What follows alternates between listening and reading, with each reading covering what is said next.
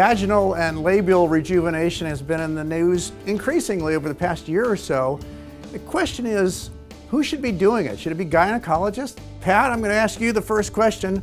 Should you guys be the first stop? Well, I think it's an interesting question. I've asked my gynecologic OB colleagues why they aren't doing these things, and I think they're not comfortable with cosmetic procedures. I think even though it's an area that they're very familiar with, it's the modalities that are being used, lasers, some radio frequency devices. It's just not something that they're used to using. Where you would think it would be a natural thing, where for plastic surgeons have kind of taken this over by necessity. Yeah, no, I think you're absolutely right. They are not used to devices like we are.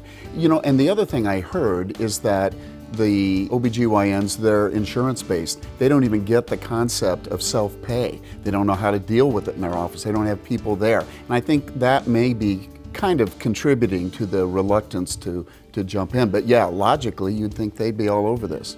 Well, I think what you were alluding to, our training, I think we're just better trained at using devices, like you said. I think we're better trained at thinking three-dimensionally. We all have had patients who come to us and say, oh, I was interested in this procedure, but I didn't think you did that. And we're like, well, yeah, that's what we do. So maybe some patients don't understand that maybe their gynecologist can do that, but we are very good at doing these kinds of procedures. So that's probably why we're seeing more of them.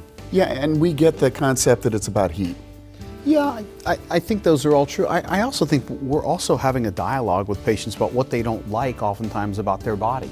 And it's just another step in that conversation where things end up going into well, you know, I don't like my labia, or, you know, is this something that you guys offer?